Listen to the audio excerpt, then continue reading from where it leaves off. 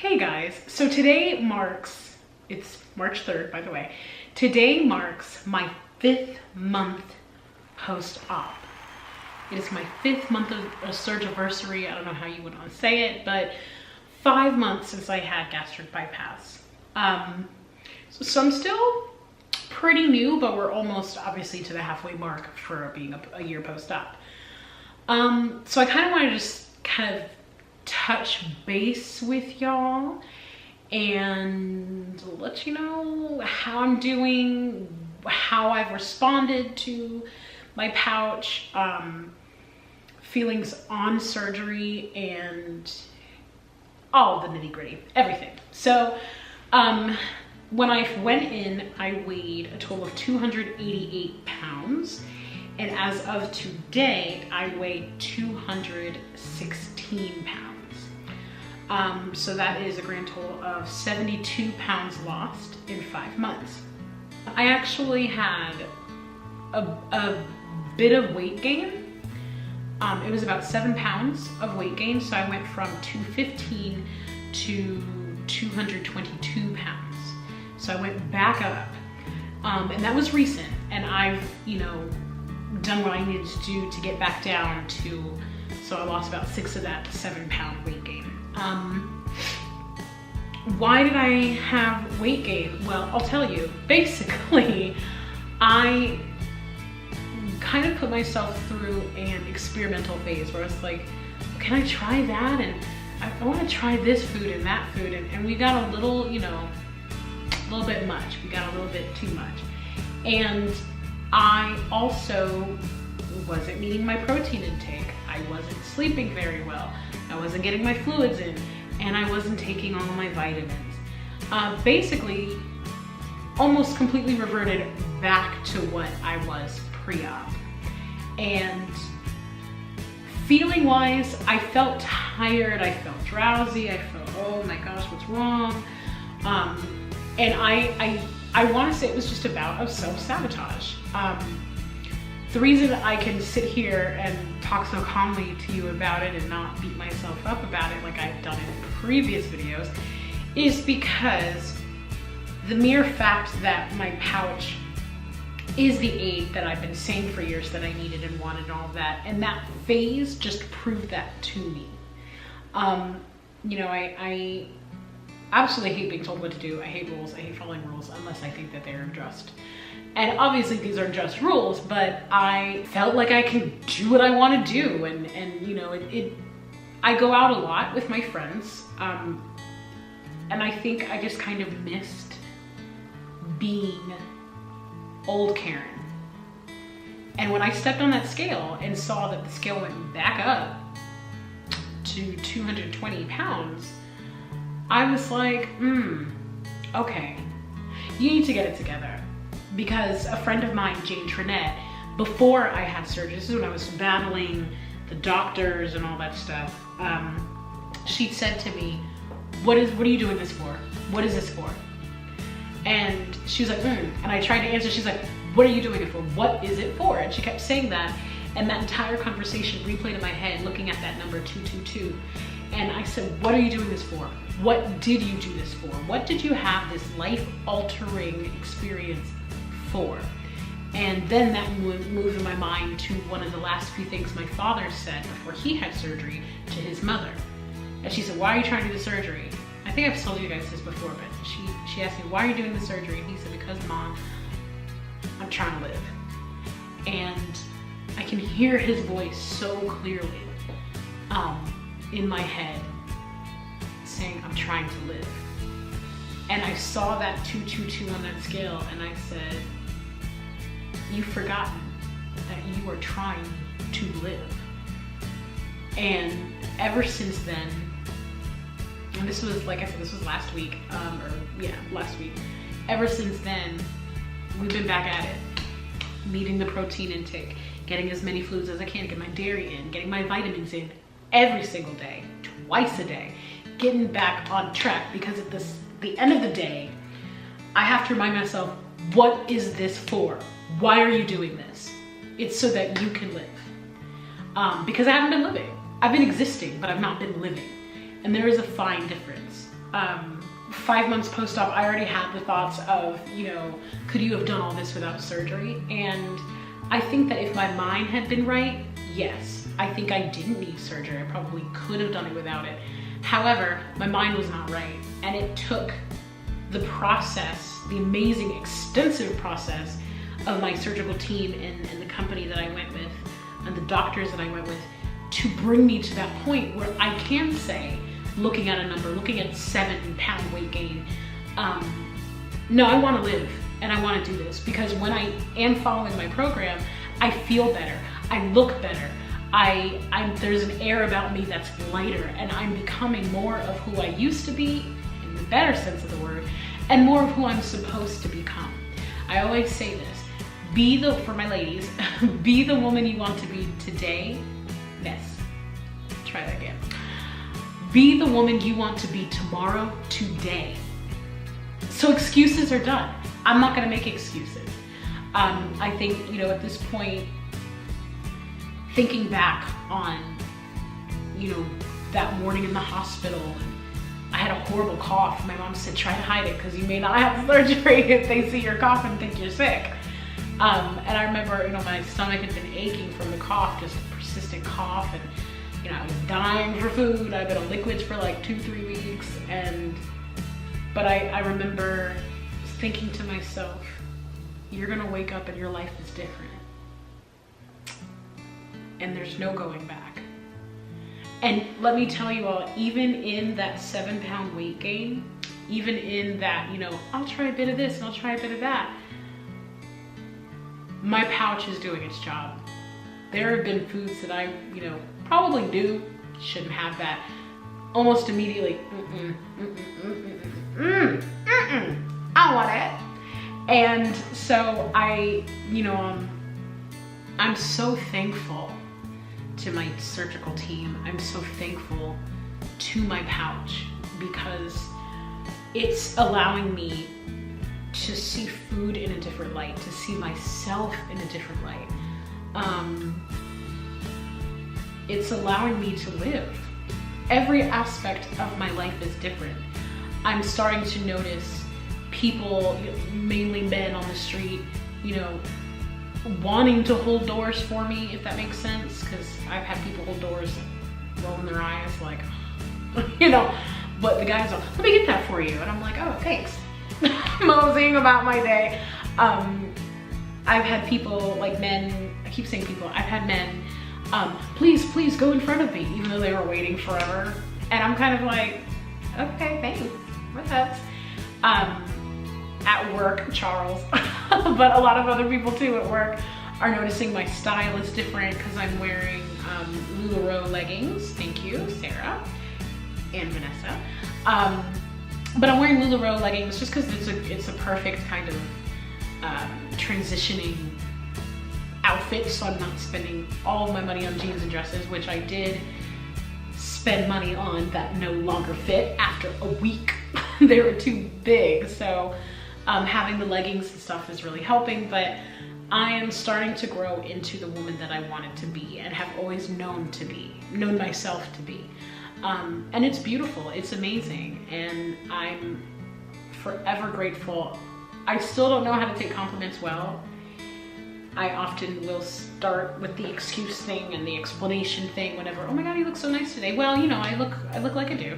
And those are my responses. Or, so obviously, if you've been watching, I cut my hair. My hair is gone because the hair shedding phase. That has been interesting because I hate it personally. I want my hair back.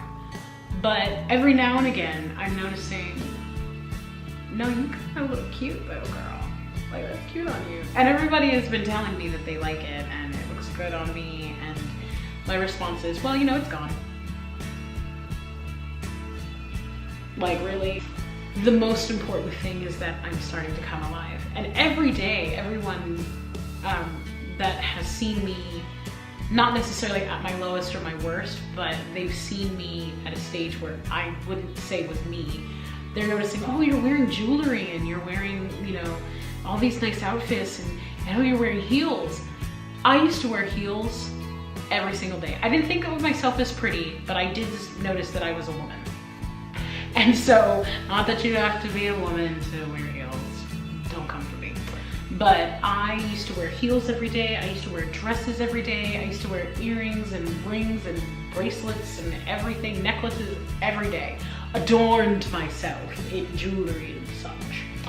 And I got to a point where every day something would come off. No bracelet, no rings, no earrings, no heels, no dresses. And I dressed to be invisible. I'll say it again. I dressed to be invisible because I felt invisible. I felt like my life wasn't worth living. I felt like I wasn't worth being noticed because of my weight. Obviously, there are other things as well, but that's another day, another dollar. Yeah, there are just so many factors that went into it. However.gov, because we need funding. It just, I was not happy. I didn't care about myself. I didn't want to care about myself because I thought, what's the point? And I will say, a lot of what I hoped I'd find for myself would be in a potential lover. I thought, I need a man because a guy is gonna make me feel sexy, and a guy is gonna make me wanna dress up nicely, and a guy is gonna make me want to, you know, be beautiful and be worth it. As I'm going about this journey, I really hate that word, but c'est la vie. I am doing these things not even for myself, but they're becoming automatic. I'm automatically putting my jewelry on again. I'm automatically doing my hair, making sure it's the way it needs to be. Not even the way I want it to be, the way it needs to be. Is my hair healthy versus does it look good?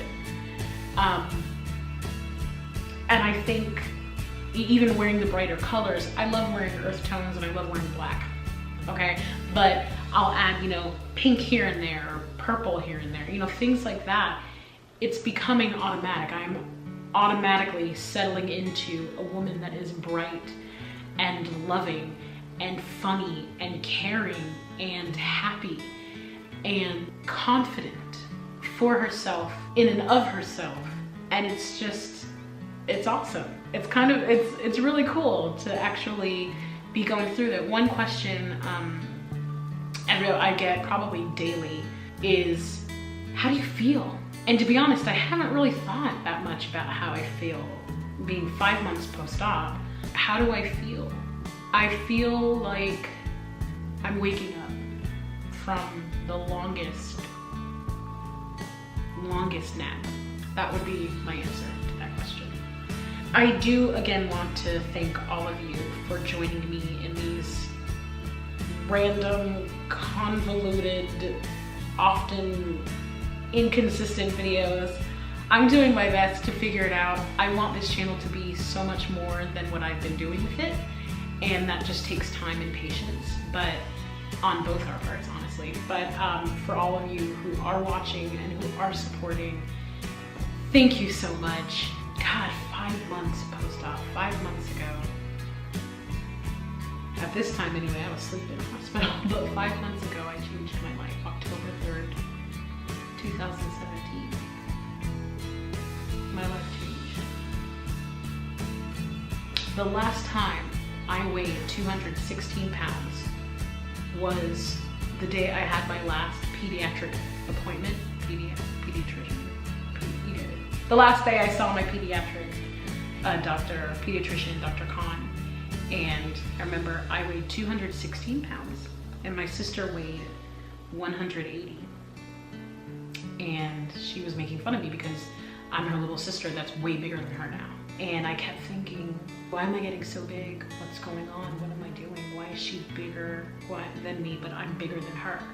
And I think that was really when I started to decline, because I never weighed 216 again. So here I am at 28 years old, and I weigh the same thing, the same amount that I did when I was 16. 12 years. I haven't weighed 216 pounds in 12 years. And I have to say, in experiencing all these new things, I'm inspired again. Music is coming back to me. It's coming into my head. And I thought I lost my voice for music. I do sing for a living. That's not what I mean. I mean my voice. Not even writing music, because anytime I try to write music, it's 90s songs. It sounds like the 90s or the 80s. So I don't bother. But the drive to hear music, to sing it, and hearing songs that depict what I'm feeling and what I want people to know. So I've decided to create a cabaret. And I'm saying this now so you all know, but I'm gonna obviously keep you updated, but my final weigh-in, a year post-op, will be at that cabaret. And I'm super stoked about it. I cannot believe.